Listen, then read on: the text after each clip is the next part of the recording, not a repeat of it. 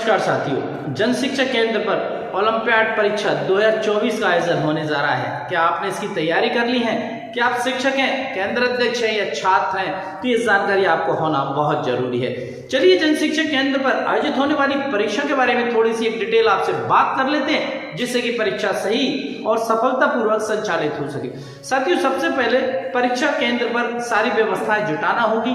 बैठक व्यवस्था, पेयजल की व्यवस्था, बच्चों के लिए सारी चीजें जुटाने के बाद 20 छात्रों पर एक पर्यवेक्षक नियुक्त किया जाएगा और जितने भी छात्र होंगे 20 के मान से पर्यवेक्षकों की ड्यूटी लगाई जाएगी। परीक्षा केंद्र के सफलता संचालन के लिए 1500 रुपए का बजट निर्धारित किया गया है। तो सारी व्यवस्थाएं 1500 रुपए में आपको जन शिक्षा केंद्र प्रभारी जो होंगे, जिन्हें केंद्र अध्यक्ष बनाया गया, वो इसको पूर्ण करेंगे। दूसरी बात, जब स्कूल के छात्र परीक्षा केंद्र तक आएंगे तो उन्हें लाने ले जाने के लिए प्रति छात्र 50 रुपए का बजट निर्धारित किया गया है और ये 50 रुपए का जो बजट है, शाला के प्रधानाध्यापक अपनी शाला निधि से व्यय कर सकते हैं।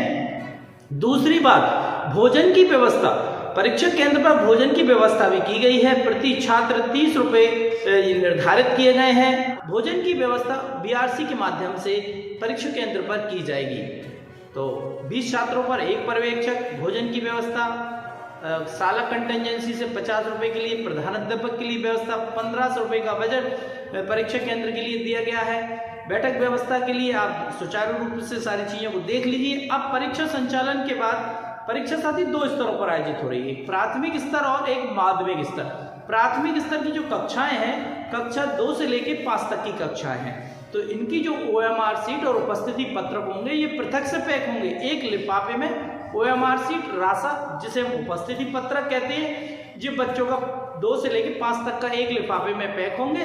दूसरा माध्यमिक स्तर, जो कक्षा 6 से 8 तक के बच्चे शामिल होंगे, इसका एक लिफाफा अलग होगा, इसमें एक राशा मतलब उपस्थिति पत्रक और OMR सीट रखी जाएगी। ये तो पैकिंग की व्यवस्था हो गई। दूसरी बात, पर्यवेक्षक जिनकी ड्यूटी लगाई जाएगी वो ये इंश्योर कर ले कि जो बच्चे OMR सीट को भरेंगे उसमें किसी भी तरह की त्रुटि ना हो, किसी भी तरह से OMR सीट फटे नहीं।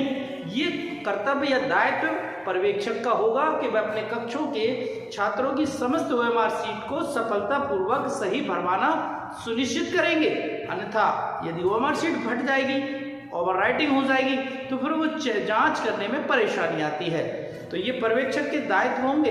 इसके अलावा परीक्षा केंद्र के निरीक्षण के लिए मॉनिटरिंग दल भी बनाए गए हैं। डाइट स्तर से लेकर डाइट स्तर, जिला शिक्षा अधिकारी स्तर, DPC कार्यालय से, BRC से, BSc, CSE, ये सारी जो लोग हैं ये आपके स्कूलों का, परीक्षा केंद्रों का निरीक्षण भी करेंगे। तो केंद्र अध्यक्ष इंश्योर कर लें कि सारी व्यवस्थाएं, बैठक व्यवस्था, पेयजल व्यवस्था, भोजन की व्यवस्था BRC के माध्यम से हो रही है। सारी चीजें होने जा रही हैं और उम्मीद करते हैं आपको ये सारी जानकारी प्राप्त होने के बाद आप परीक्षा का संचालन सफलतापूर्वक करेंगे। तो शिक्षक, छात्र, केंद्र अध्यक्ष सभी इस जानकारी को जरूर शेयर करें और अपने एग्जाम को अच्छे से कराना सुनिश्चित करें। उम्मीद करते हैं जानकारी आपको लाभकारी सिद्ध होगी। ऐसे अपडेट जानकारी लगातार देखने के लिए आप हमारे चैनल से जुड़ सकते हैं। चैनल पे दिखाई गई जानकारी आपको पसंद आती है तो लाइक शेयर कर सकते हैं और अपने विचार कमेंट बॉक्स में लिख सकते हैं। धन्यवाद साथियों, हम फिर आएंगे नई जानकारी, नए टॉपिक को लेकर। हमें चलते हैं साथियों, दीजिए इजाजत। जय हिंद।